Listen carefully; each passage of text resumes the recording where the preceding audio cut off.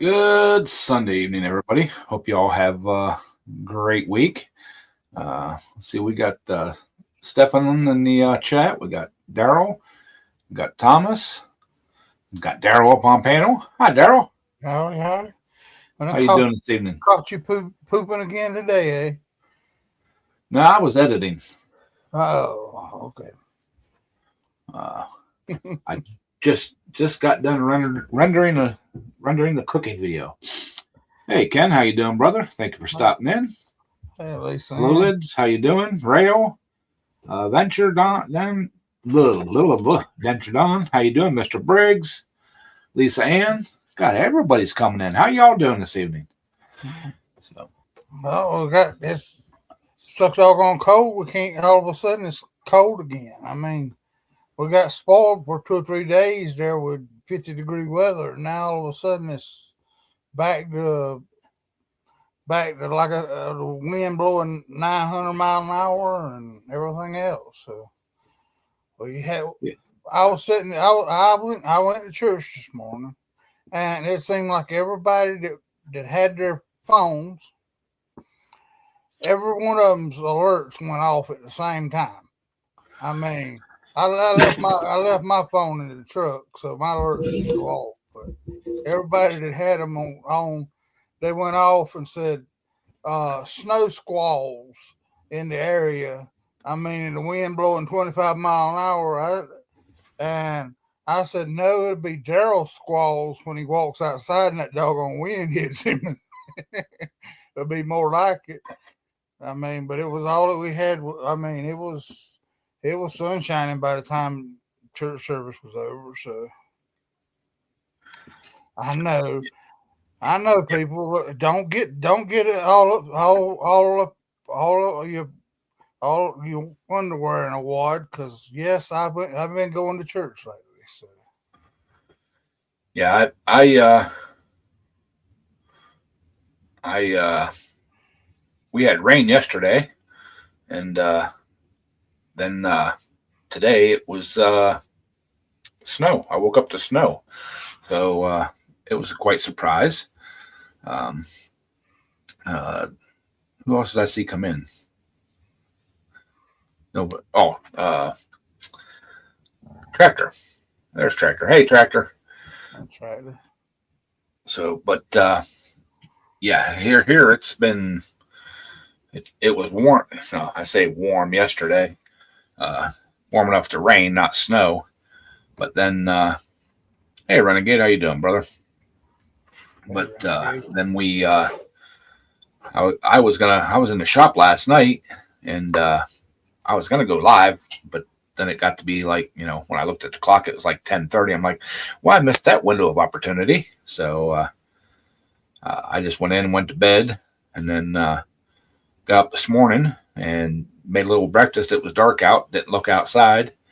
As soon as light come up, I was dressed and headed out to the shop, and there was snow on the ground. Hey, quick wrench. Hey, quick ranch. So yeah, I spent a good part of the day out in the shop today.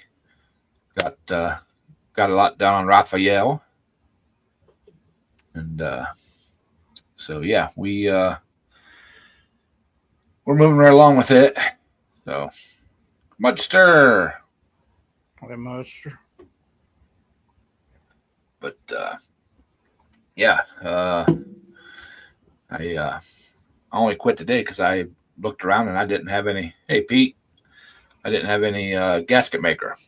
Uh, what I did have was all hard and uh, bad, so I'm about to pick up a thing of it tomorrow. So If it was hard as cold as it is up there where you're at, Ed, it was probably frozen. You should have thrown it in the heater for about 15 minutes and then took it out, and it'd probably been okay. actually, it wasn't frozen. It was this Dried up. yeah.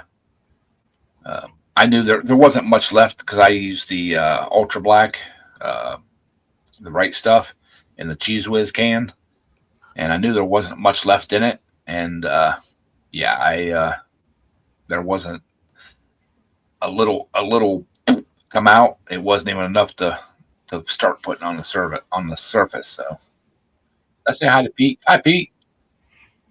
Yeah, Pete. Yes.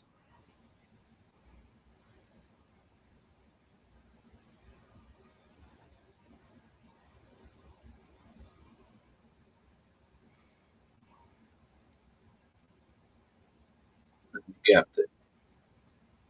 yeah, yeah. A lot of times on them on the spark plugs, gapped it at 30.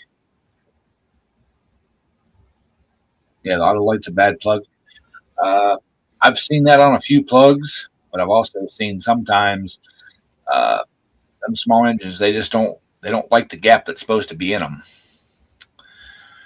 Dealer found out the computer where the 6.2 had the 5.3. Well, you know how to fix that gap, don't you, Ed? Is set it at one thing and pull the string, and if while holding the spark plug, and you test the strength of the spark that way. And then if you don't like it, then you change it to a little closer in. And of course, when you pull the starter string again, it'll have a little bit more power. So Yeah, uh, the whole reason I don't use the E3 spark plugs is my 20 horse that I was pulling. Now it had shaved heads and decked block and flat tops and all that kind of neat stuff, but it was so close that it come up and touched the electrode, one of the three electrodes on the spark plug, and closed the gap and grounded it out. hi, Dwight. Hey, Dwight.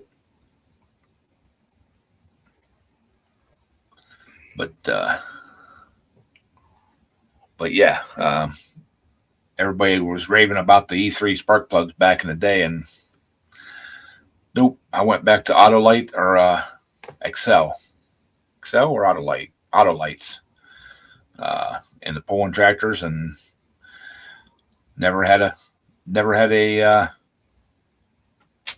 never had an issue. So, but I also buy mine from the parts store. I don't get them at Walmart. Sometimes I think that they're the stuff that they carry.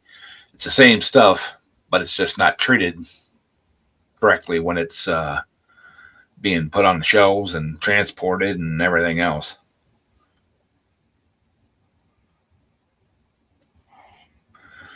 Well, I've got to the point.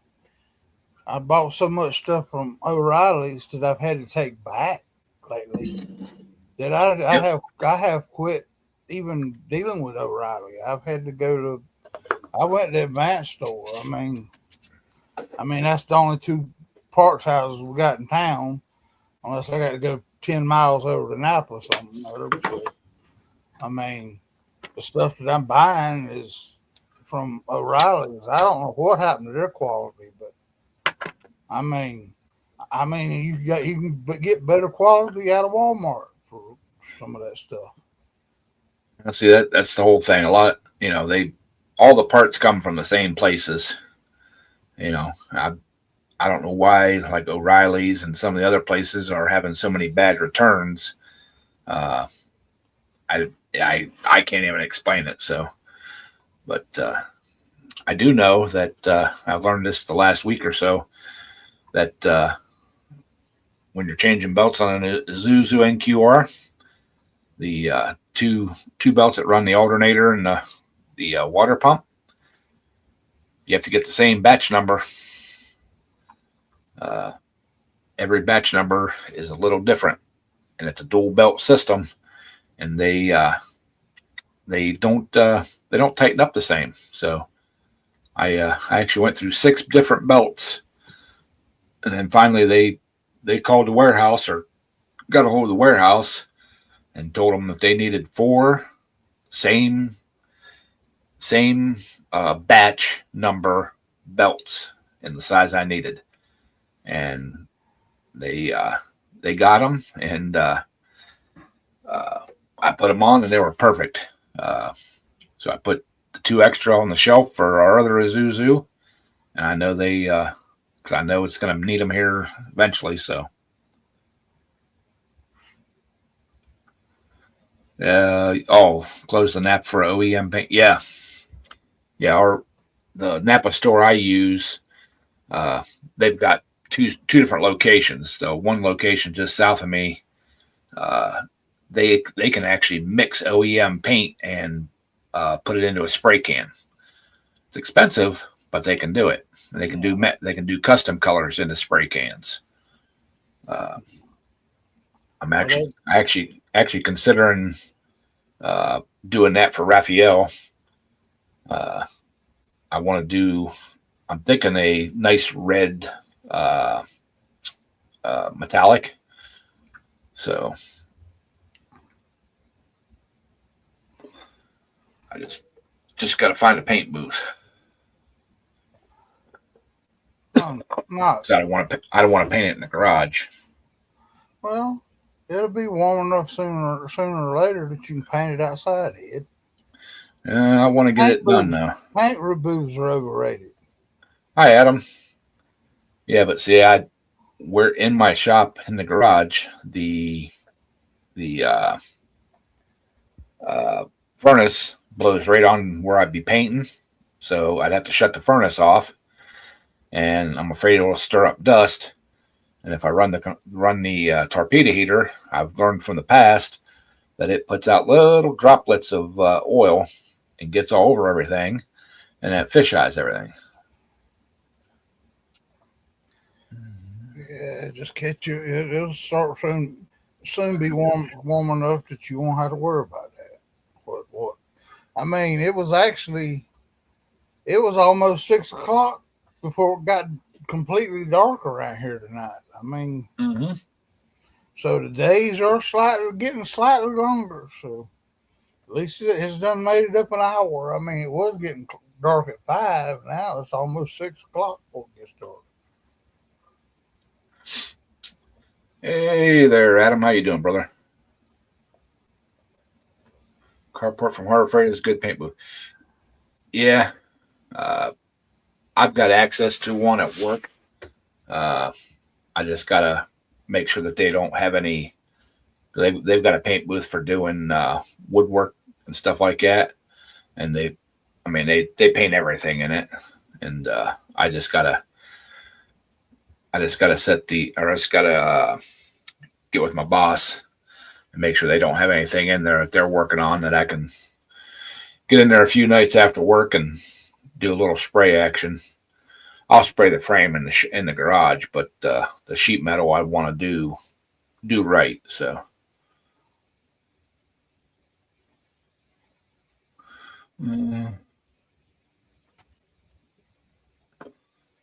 Yep, exactly. They're a quick wrench. Where's she at? In a bad Yep. corner. That is how they identify what software is in the vehicle is by the VIN. Line Dodge Charger. You can't have that no more. You don't need to chew it too much. You're eating it now. You might have. I don't know why anybody would. I mean, if you're doing an off-road vehicle, I can see putting some Rhino liner on it. But the bad part about it is it's just so freaking heavy. I wouldn't worry about, if I had an off-road vehicle, I wouldn't worry about the body damage.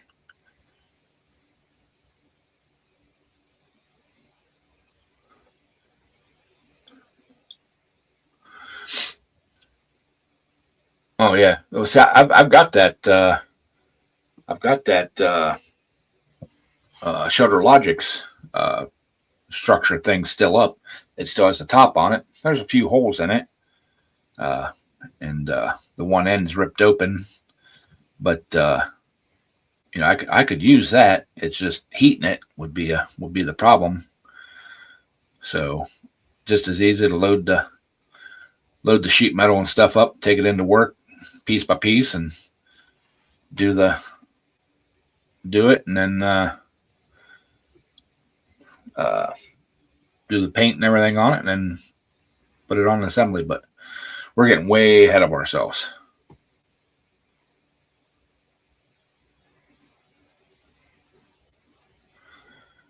All Later, right, Tom. Thomas.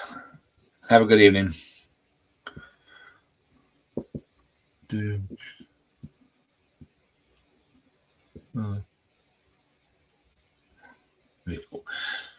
Yep. Yeah, with the right scan tool or right OEM computer setup, you can program any ECM, any module. Just pay for the licensing software. But my scan tool has the ability to do it, but I don't pay for the service. I'll just pay the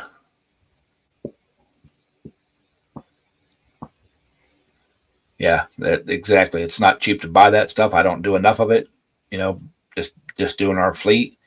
So I'll pay the dealership their like 100, and I think to have a ECM reprogrammed. I think the last one I did when I switched one, I think it was like $140.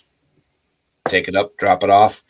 If it's not drivable, the one tech is a really good friend. He'll come right to the shop with a computer and plug it in. He's done that before a couple of times to reprogram modules, and they still charge me the same amount, but they come right to me and do it because we do a lot of business with them. So Maybe that's what I need so I can feel better. I might need to be reprogrammed. I thought about it.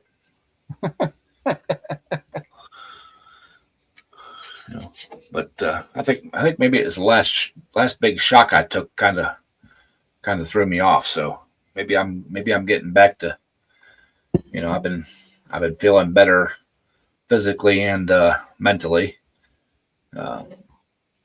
Holidays had a lot to do with it, but holidays, time of year, whatever. But yeah, last week or so, I've been feeling a lot better.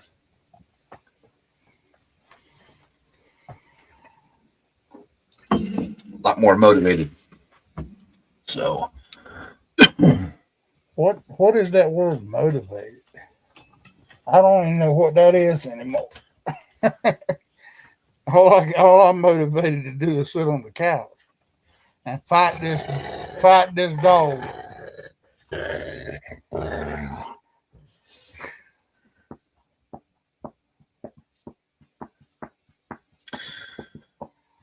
yeah, that's kind of what I meant there, quick wrench.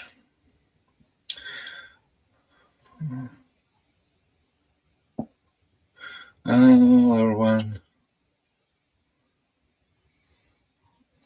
Yeah, but just wait till they get that 6G out there, Stephen. Maybe they'll help you. They'll help you out a good bit then. Hi, Nate. That'll If y'all haven't checked out Nate's Guppy Army, y'all need to.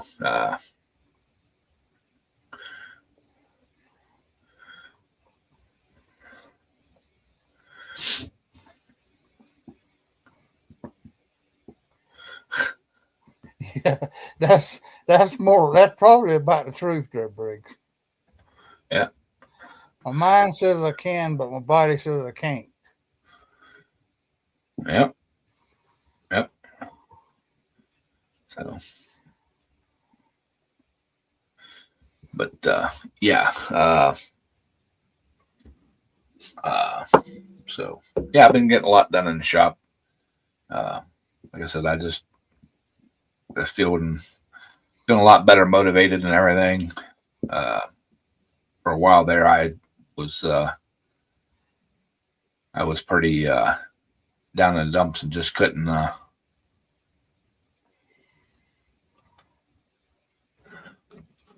Hey, brother Nate, we gotta support one another, man. So I love the little fish tank things with the shrimp and stuff. I think that's just so freaking cool.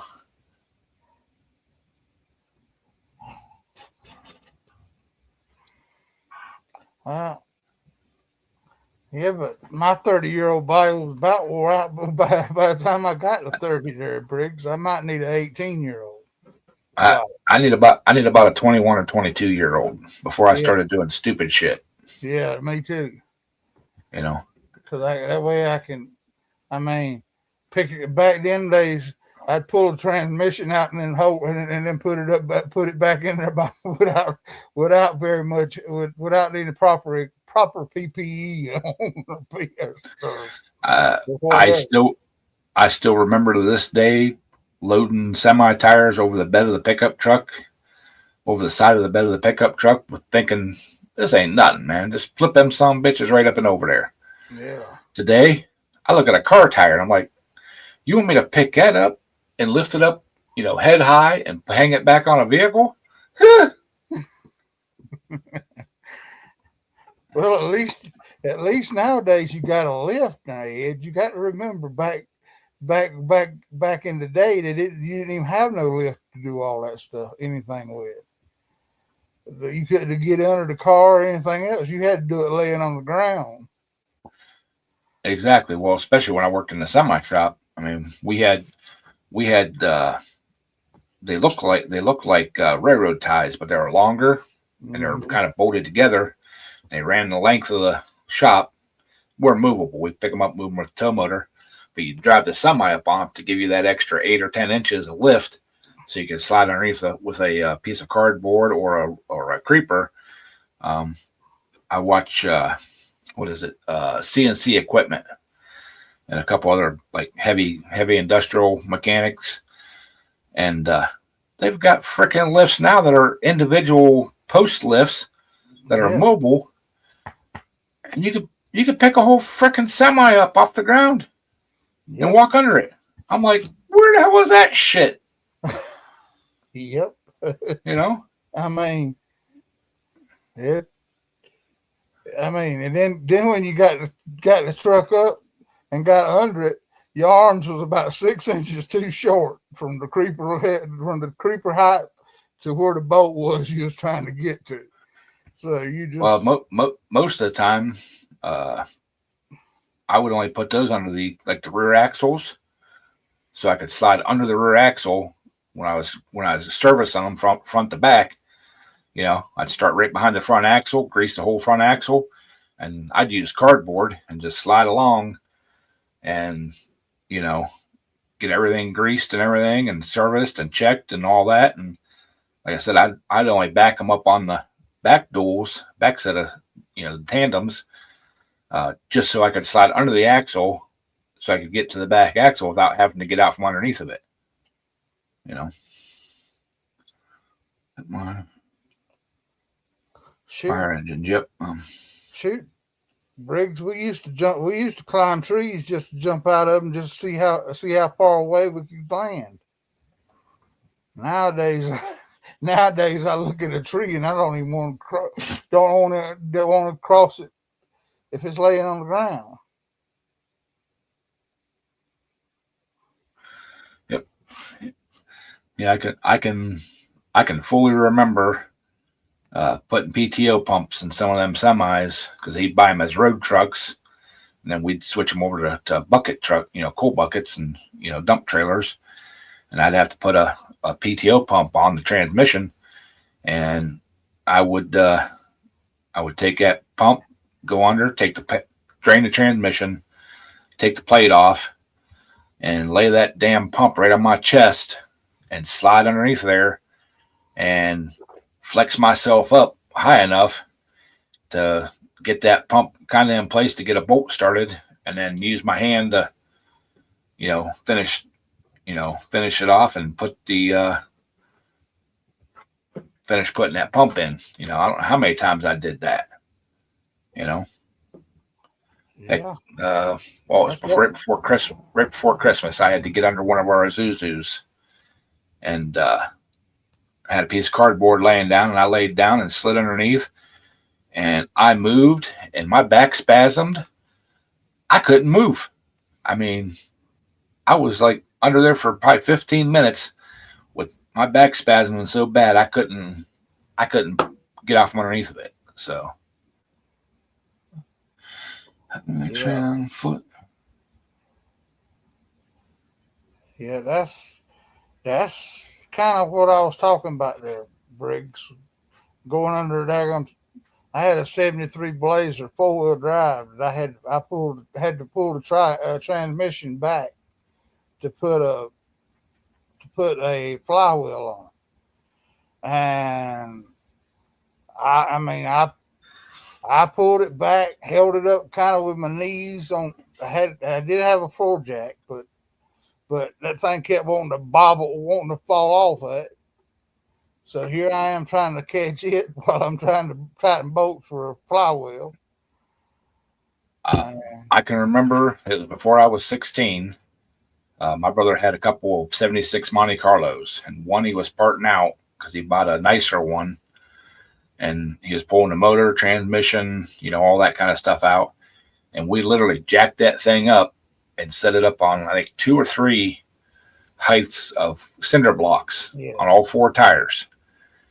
And I mean, we had them like 2, then 2, then 2, stacked up. But that thing was sitting up on there, and me and him were underneath there. He was in from one side, I was in from the other, and we pulled the transmission out of that son of a bitch on the ground with no tranny jack in the dirt.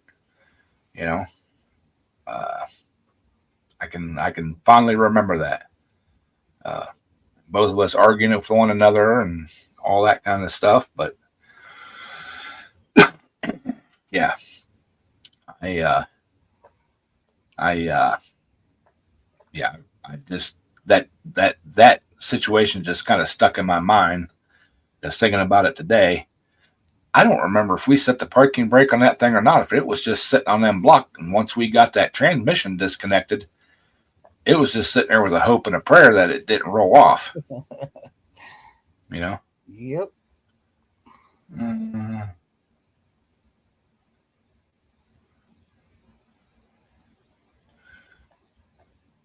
Yeah, I don't remember if we had bumper jacks or if we used floor jacks, little floor jacks, and kept stacking them up on top of blocks. We did have a cheap floor jack, one of them little like 2.5 tonners. Remember them little cheap ones you could buy? We had a couple of those floating around. Or if it was just bottle jacks. I can't remember which way it was. I do remember we had a old tripod, 3 pieces of pipe with a hole through it and a piece of chain hanging down for a snatch block. We had one of those for a long time because we didn't have any trees around that had a limb that stuck out. All of them were really, really high. But yeah. So, but yeah, I can. OSHA would not approve of none of the stuff I did back in the 80s. In the early to mid 80s, OSHA would definitely not be like, would not like me for some of the stuff that I did. I put a whole front end on a '79 Ford pickup, Ford Wrecker, one night, right by myself. It was all, we took it off at the junkyard, and I got out there and I leaned it back on the grill, and I kept wiggling and woggling until I got it up in place, and I set it on the whole front end, the fenders, the inner fenders, the radiator support, the core, and all that stuff.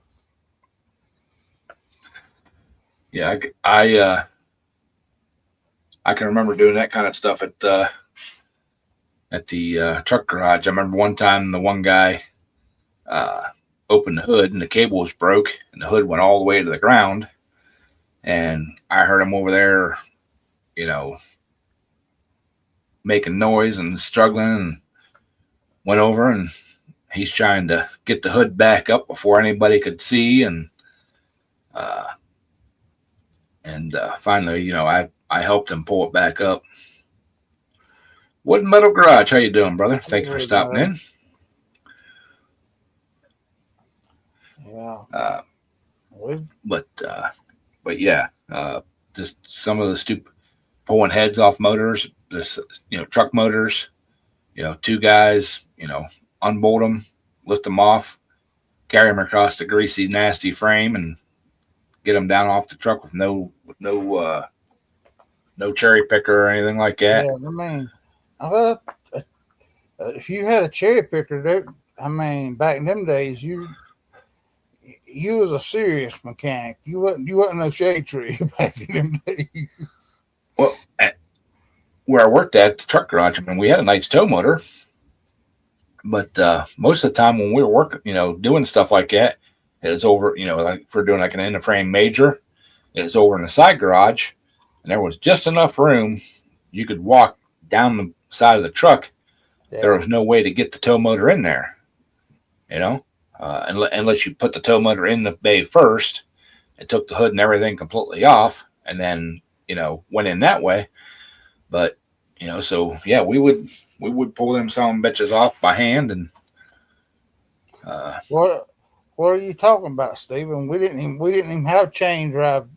Where I was at working in a little one man shop, we didn't even have that. We just had if we had it come along, but it was the old death cable. Yeah. That's something that you lift it, you'd push it up one whole length, and then all of a sudden it skipped about 2 coming back down. Yeah. Yeah. Or the spool wasn't wound tight. Yeah. And that sucker would drop about an inch when that cable, dropped down in the spool. Yeah. So yeah, well, yeah, Stefan, they were kind of a ratchet style. They had a pawl that would lock into a tooth. Yeah. And you had to pick that pawl up and move it up, and then click, click, click, click, click, click, click, click, and you could pull about an inch and a half of cable at a time. Yeah, that's about it. Yeah. And that was hanging off of a tree limb. Yeah. Yeah. And there was no letting it down easy, really. No. Because as hard as it was to lift it up, it was twice as hard to ease it back down in. Mm-hmm. Yep. So I'm spoiled because I got that homemade gantry in my shop for lifting engines and stuff like that, and it's got that electric winch on it, but it was a cheap electric winch when I bought it, and the clutch brake doesn't work on it all the time, so you got to be careful when you're running it up. If you get to the height where you want, you got to let off and be ready to hit the up button again, because it'll start rolling back down and drop down 6 or 7 inches. If you don't hit the up button to stop it. So, use a pulley and a rope.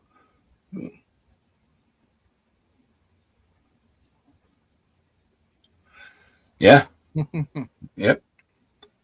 So, yeah, there's been lots of OSHA pre-OSHA violations. That like I said, if nowadays you can't even. As many times as I've been out there with a flatbed trailer and trying to tarp a load and all this stuff, and nowadays on some of these construction jobs, OSHA will burn you alive if you out there climbing on top, pulling tarps by yourself trying to. But nobody had a tarping machine or anything back in them days. You got to be tied off and everything else now to even do any of that stuff.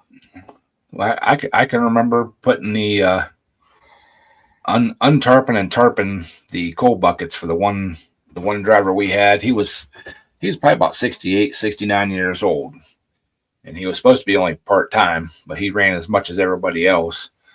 And any chance we got to make his job easier, we would. Like if he had to have his tarp pulled off, we'd go up and fold it up for him and roll it up and put it up into the basket. And I remember the one time one guy I worked with, or the two guys I worked with, they'd helped me do the tarps before. And I told him, I said, go over there and roll up little Bob's tarp for him, put it up in the cradle, strap it down. He's got to get loaded in the morning. So they went over, and I didn't check on them. They did it. Next day, he come back. I got holy hell. Them boys rolled that thing from front to back and then flopped it over in the cradle and strapped it down. Oh, no. He had a hell of a time getting it unrolled and back on the trailer. They're like, well, that's how we do it. I'm like, no, you fold the sides in, and then you roll it from front to back, so it's about 3 feet wide. Mm-hmm. And then that way, when he goes to unroll it, he just kicks it over into the trailer, and then he can roll it down that way. He don't have to deal with that 10-foot wide tarp, trying to flop it. Oh, well, I'm like, you're thinking of the times that we untarp it up to the nose and pull it down and leave one bow in the front. Oh yeah, that's probably what it was. I said, I know that's what it was. You guys just took it a little further and folded it up into his thing and said, little Bob had to get a couple other drivers to help him unroll it. And, yeah. 5th generation coal miner. I don't envy you at all. I don't either.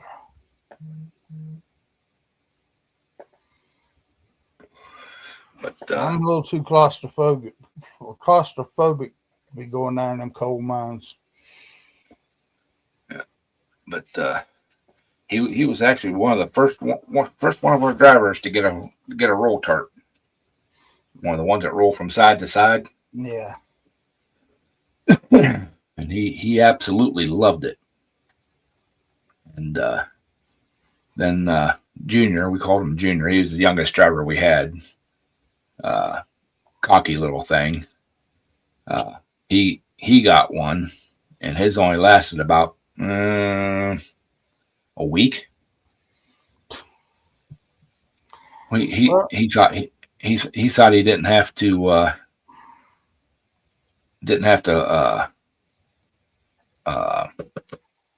strap it down right. He used the binders. He just put bungee straps on it. Yeah, some of them bungee straps broke and bent his side rail, his roll up rod. Yep. See some more videos on hot rod and mowers.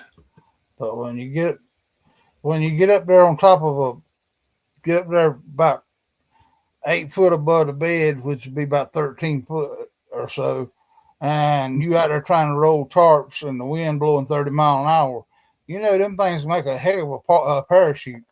If you ain't standing just right, them things will parachute your butt to slam off that. I know a couple guys that actually took a nice flying leap on he was running a flatbed. Yeah. And he was tarping it, and the wind come up, and it was a full length tarp, and it come up and grabbed it, and he had a hold of it, and before he could let go, it had flung him probably 10 or 15 feet in the air, and he come down and landed right flat on his back. Yeah, Mudster, them tarps was light back when you're 20 something, but when you get up to 45 and 50, you realize how heavy them sun guns really are, and your back don't handle them as well. Hey, I remember a few times when they were hauling stuff they didn't have to have tarped, and the boss didn't like the tarps being left in the cradle up front. If they're going to be running day after day after day without using them, go up there and flop that thing onto my shoulder, jump down onto the deck, jump down and put it on either on the back deck or in the side box or wherever, and have that thing up on my shoulder and not think anything twice about it. I know I couldn't do it today. Um, them 8 foot to jump lumber, off the roof them on them. 8 foot, them 8 foot long, 8 foot lumber tarps. Them songs was Yeah. you pull them songs all day long, and you half a day trying to get up there and fight the wind and everything else, and you finally get them on, and that was eight. It was 8 foot drops. Yeah, I mean it wasn't bigger than 8 foot tarps. It was 8 foot drops on both sides. Well, Woody, I can remember when I worked at the truck garage in the wintertime, we'd take one of our for fun, we would take one of our dump trailers that was empty, pull it outside, and park it so it's nose down. We'd spray water in it until it froze. We'd get a nice layer of ice in there, nice thick layer of ice, about half inch or so. Then we'd take a couple of ropes and tie it off to the top. 2 or 3 or 4 guys would get in it. We'd back it around to one of the rock piles out back, open the swing door, and we'd start putting that sucker up in the air and see who could hang on the longest. And you'd go shooting down that son of a bitch onto that rock pile and shoot out into the parking lot. There was only a couple of them that held on to it till it topped out, but you come rocking in and out of there probably 40 mile an hour to bottom. We'd sit on a piece of cardboard or something like that, so you weren't sitting right on the ice. But yeah. Well, I mean, I grew up. There's a lake down with it about a quarter mile from the house, so we get on our bicycles and we and going down to the lake. It was a long dirt path down through there, and when we hit that doggone, we'd hit the water with the bicycles. Because I mean, I don't know what it was about our binds at that time. We'd actually take the brakes off of the bicycles because that slowed you down. Oh yeah. So we'd take the bicycles and see how fast we get at the top of that hill and go down and hit that water, and it just bounce you out across the top of the water across there. Yeah, so, I can remember doing stuff like that, and I can remember out from my parents' house. It wasn't a real steep hill, but it's a long hill. Yeah. At the bottom of it's like right at the end of their driveway, and we had runner sleds, and we take the paraffin wax and first sand the rail for it's nice and smooth, then take the paraffin and put on there. We get up there at the top of that hill and get a running start and shoot down that hill on them runner sleds. And eventually that wasn't enough, so then we had to get a 3-wheeler out and get going and get shooting down through there.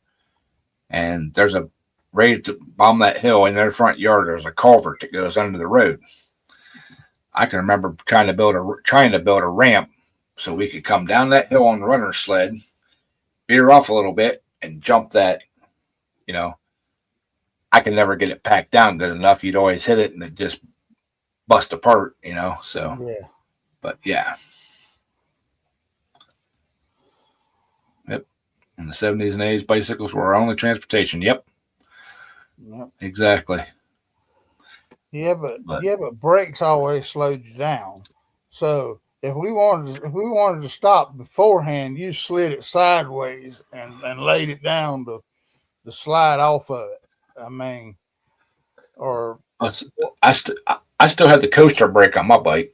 Where you push the pedal backwards and had to have that because when you're going down the road, you got to leave black marks so everybody knows you're there.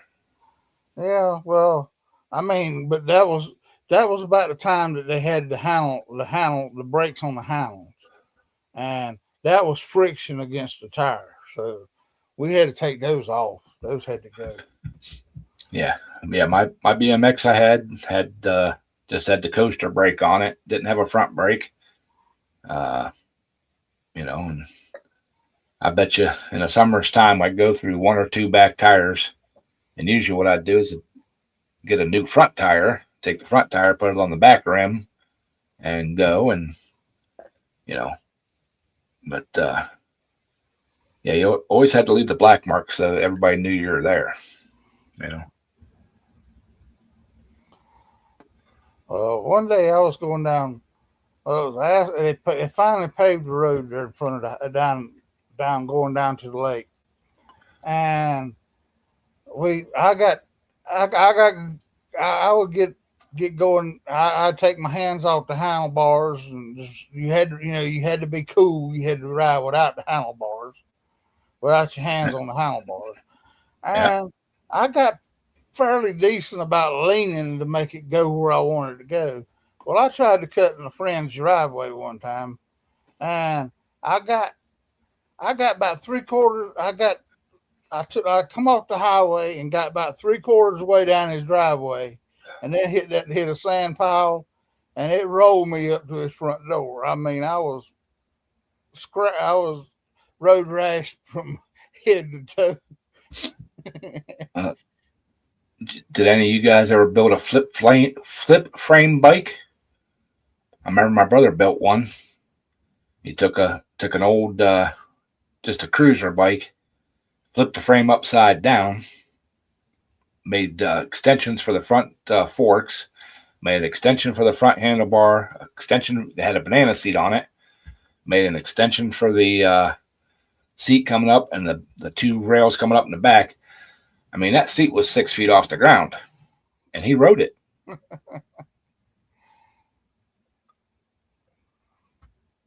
And get pulled down the road 55 miles. Yeah, I remember doing that too. Surfing, grabbing hold of the cars when you're going down the road.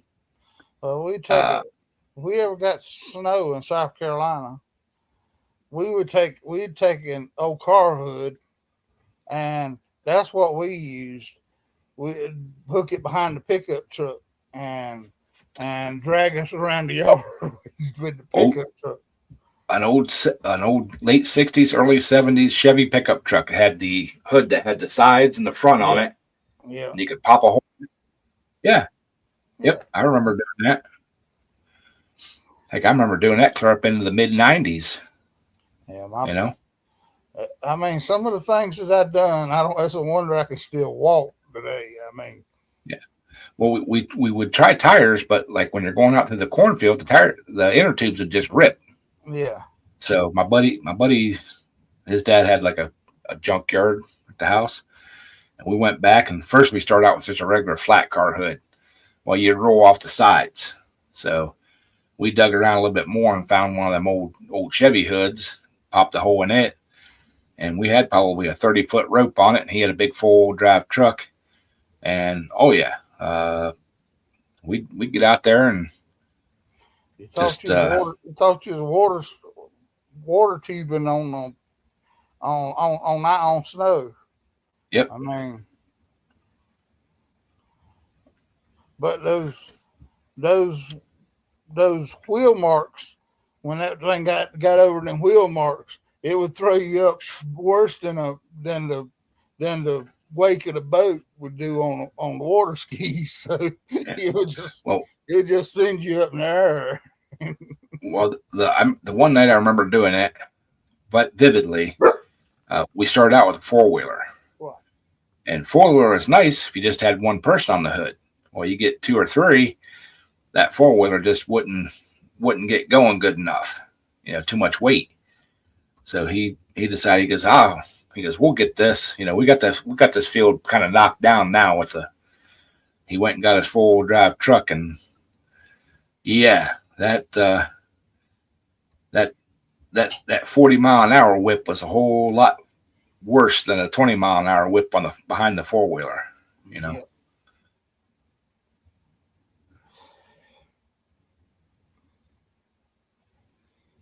Yeah, I never did the VW bumper or VW hood thing. But I mean, yeah, rail. Yeah, okay, buddy. I believe that. I could see rail building one of them things they build with the car rear axle, and they point the pinion straight up, put the seat on it, so it spins around when you're towing somebody. Yeah. Yeah, I mean, I can see.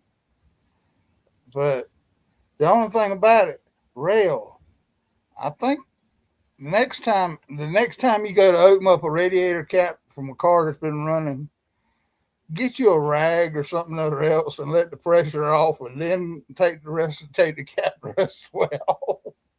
Because I mean, when it did what it did on that video, I thought you'd be scalded from that hot water, and that's talking from experience. I I wasn't on the hood the one time, uh, but Willie talking about the toe strap thing. My buddies were on it. I was actually I think I was in the truck getting warm, and he come around and he hit the brakes instead of keep going, and that thing whipped around, and it was long enough that it whipped around, clear around the front of the truck, and them guys slammed into the front end of the truck. Took the hood went under the truck, and they stopped at the bumper. we thought we killed them. Well, But I mean, they were laughing. They were laughing their butts off. And both of them were like, we knew when we hit the end of that rope come around the front of that truck, we should have just let go and bailed off. He said, but we figured we'd be okay. He goes, we weren't. Bart. Well, we wasn't privileged to have a chainsaw at that time, really. We'd have been real dangerous back in them days, Briggs, for the way we modified our bicycles and all that stuff. I mean, if we had a chainsaw motor to put on a bicycle, man, we would have probably been dead. I can't remember getting in trouble because I was one of the probably original mud mower dudes. Took Dad's riding mower out in the field with the mower deck on it and running it around because my 3-wheeler broke down and I wanted to go out and play. And I mean, I'm like 12, 13 years old maybe, and just third gear wide open and that thing out there just slinging around and in the mud and everything else and plowing with the deck and all that. And yeah. Yep.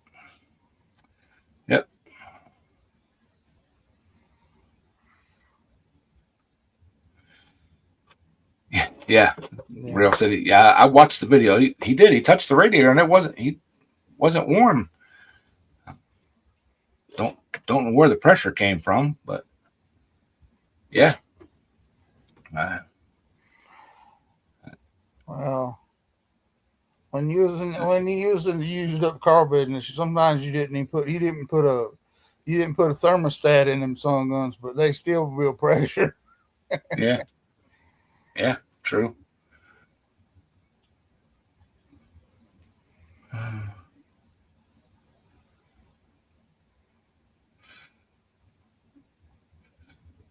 Yeah, my buddies did that too. They welded 2 car seats side by side in a car hood, and used 4-wheelers and snowmobiles and pickup trucks. The only thing is that your center of gravity gets real high when you start doing that. Yeah, I preferred to lay down. I preferred to lay down on them and keep that center of gravity nice and low, so you don't do the tumble when you do the whip. Yeah, it was. But when you're from the down south, you didn't even know what a snowmobile was. But, yeah. I mean, we got snow. We got a good snow once a year, maybe, if we're lucky. So, well, they would do it in the summertime too, in the mud.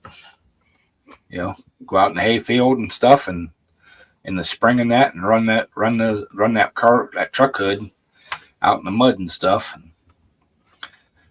Eventually, they patched it enough times that it just wouldn't hold together, and they had to get rid of it and couldn't find another one. So, but that's where it separated the men from the boys. Because I mean, sharp edges, that just adds to the fun, we got away with stuff like that. But when I started working in the body shop trying to sand under the bottom of the hoods and stuff like that, you'd cut your fingers all up trying to sand them so you could paint them. Oh yeah, under the bottom of the hoods, and that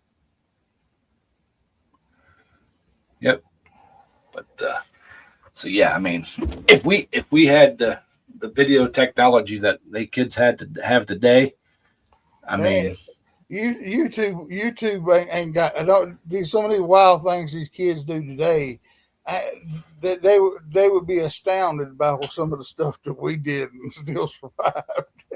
oh yeah, I yeah. mean, we jump out of a 2-story hayloft just for the fun of it. I mean, take a running start and see who could land the farthest away from the barn.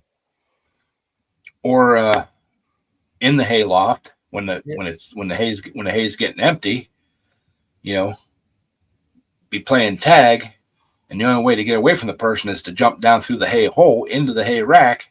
And if yeah, you hit it just right, you could shoot right out the end of the hay rack if there was hay in it.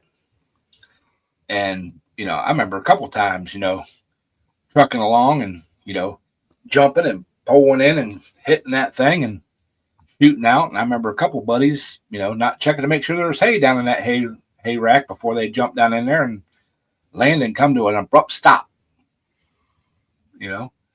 But so, yeah, doing shit like that and uh, uh, rope swings that should have had no business being rope swings. We didn't. We had a little creek that ran alongside the house, alongside the property. I mean, it was only like 3 inches deep, maybe a couple feet wide. But to cool off in the summertime, I can remember taking an old metal drum, 55, it had the band top, so it's rounded on the top, filling that thing up full out of the garden hose and getting a step ladder beside of it, climb up the step ladder, stand on the step ladder, and jump straight down in it. That's what, 50-degree, 45-degree water when it's 90 yeah. degrees out. That's a heck of a shock. And either that or take a daggum 55-gallon drums was for getting up on them and walking them across the yard. See how far you could go without falling off. Well, I don't know whatever happened to it, but my dad had one. It was an old heavy one back when the steel drums were steel drums, but it was one of the band top, that had the lid that goes on the metal band. Yeah. Of course, it didn't have the lid of the band, but that drum was there, and that thing. I mean, clear up till the time I was in high school, that thing was around, and at least a few times in the summer, when mom and dad were at work, us boys would get that thing out and fill it up full of water and well water. So and just jump in it. The other thing I can remember when it was raining and stuff out, we would get one of the bicycles out, and there was always a big mud puddle right along mom and dad's front yard. It was probably 6 inches deep, and two of us would stand beside it, and the other one would run. The other one would run through it and splash and everything else. And I can remember one time we were crouched down, and I don't remember which brother was on the bike, but the front rim or front tire stud hit me right across the top of the head. Of course, mom and dad were at work, and my brothers thought, they cracked my skull open. And so we cleaned it all up, didn't say a word. And finally, one day mom seen it and asked what happened because I was missing some hair. And, I said, I don't know. Well, we didn't get into any real trouble with that one because, that was that was a life lesson, stupidity. So, but, we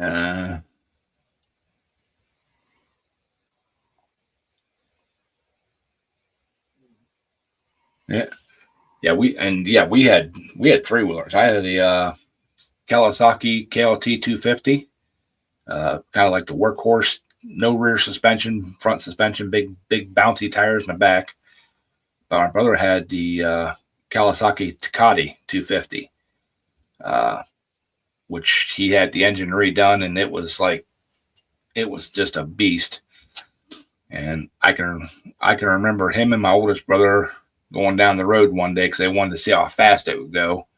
My oldest brother had a street bike, and I believe he let out of it at 85, the 3-wheeler, and it had more to go.